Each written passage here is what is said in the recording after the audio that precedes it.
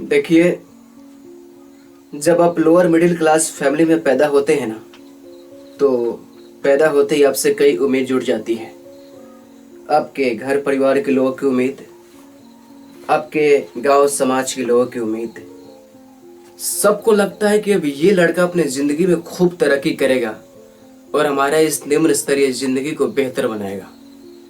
मेरे साथ भी ऐसा हुआ था। अन्य माँ बाप की तरह मेरे माँ बाप भी चाहते हैं कि मैं पढ़ लिख कर डॉक्टर, इंजीनियर या फिर यूपीएससी क्लियर करूं। लेकिन ये इंजीनियरिंग, मेडिकल मुझे कभी जचा ही नहीं। शुरू से मैं शिक्षक बनना चाहता था, क्योंकि मुझे ऐसा लगता था कि शिक्षा प्रदान करना दुनिया का सबसे बेहतर काम है। शिक्षा एक ऐसा माध्यम है जिससे आप भूतकाल में लगे दामन के दाग को मिटा सकते हैं और आने वाले भविष्य को बेहतर बना सकते हैं। सो मुझे शिक्षक बनने की जिद थी। जब मैंने ये इच्छा अपने घर वाले, गांव समाज के सामने प्रकट की तो भयंकर विरोध हुआ। लोग कहते थे, भला कोई पढ़ लिख कर शिक्षक भी बनता है क्या? लेकिन जिद तो जिद होती है ना। मुझे तो शिक्षक ही बनना था। खैर, घर परिवार, गांव समाज के विरोध को मैं दरकिनार कर निकल पड़ा पटना। वहां मैंने हर चीज से कट कर खुद को पढ़ाई के प्रति समर्पित कर दिया। वह साल 2011 का था जिसका मुझे वर्षों से इंतजार था। बिहार सरकार ये वैकेंसी निकाली कि शिक्षकों की विधिवत बहाली के लिए एसटीईटी टीईटी की परीक्षा होगी। 2012 में उस परीक्षा का रिजल्ट आया और मैं 70% मार्क्स के साथ उत्तीर्ण हुआ। मुझे ऐसा लगा कि मैं अपने कामयाबी के बेहद करीब हूं, इसलिए खुश था, बहुत खुश था मैं।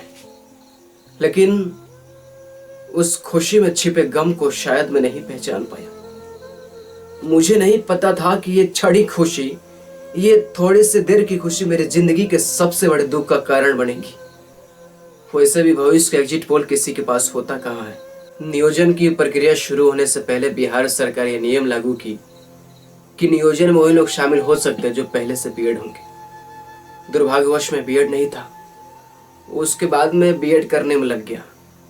बीएड करने के बाद में हर चरण में सरकार की गलत नीति की वजह से नियुक्ति से दूर रहा। एक तो सिस्टम कितनी लापरवाही है कि एक अभ्यर्थी को 1000 आवेदन करना पड़ता है और काउंसलिंग में पूरे 38 जिलों में घूम घूम कर आवेदन करना पड़ता है। हम बीएड ट्रेंड अभ्यर्थी है, कोई भिक्षाटन ब्राह्मण नहीं कि पूरे जिले में घूम घूम कर भिक्षा मांगे। हमारा सवाल यह है कि आखिरकार हमारी बहाली क्यों नहीं होती है। 2019 को सदन में शिक्षा मंत्री इस बात को स्वीकारते हैं कि 5500 विश्वविद्यालय ऐसे जहां पे कोई शिक्षक नहीं है और शिक्षा के अभाव में वहां 80 से 85% बच्चे फेल हो रहे हैं। बताइए, स्कूल में पढ़ाने के लिए शिक्षक नहीं है और हम शिक्षक योग्यता रख कर भी पागल कुत्ते की तरह भटक रहे हैं। अगर रिक्ति है तो बहाली क्यों नहीं हो रही है? क्या गुनाह है हमारा?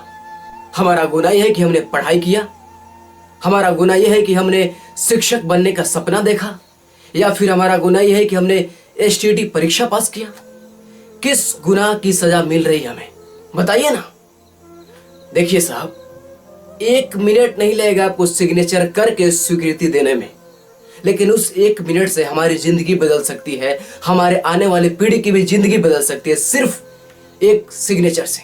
नियोजन नहीं होने की वजह से आज हालत यह है कि हमें सामाजिक, आर्थिक, मानसिक, यहाँ तक कि पारिवारिक प्रताड़ना का शिकार होना पड़ रहा है। शाम को जब बाबूजी के साथ खाना खाने बैठते हैं ना और बाबूजी पूछते, बेटा तुम्हारा बहाली कब होगा?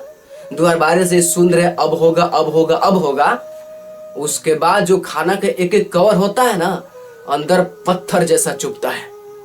उस पत्थर को रोज हम अपने अंदर महसूस करते हैं।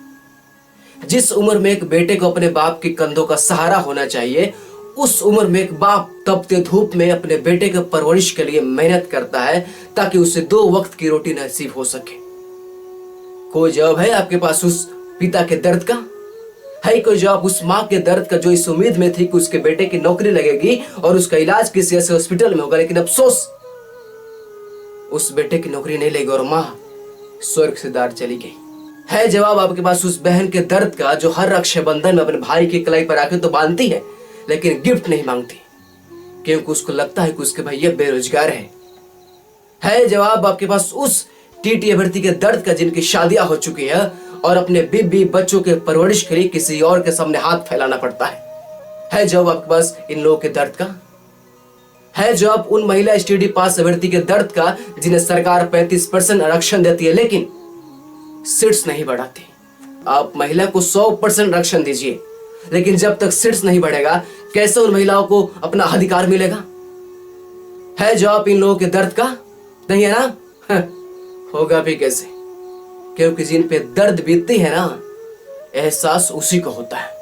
आज हालत यह है कि हमें समाज से खुद को क्वारंटीन करके रखना पड़ता है ताकि 2 पल चैन की सांस ले सके। तो दुर्भाग्यवश आप किसी काम से बाहर निकल गए तो क्या क्या सुनना पड़ता है ना, सिर्फ हम समझ रहे हैं।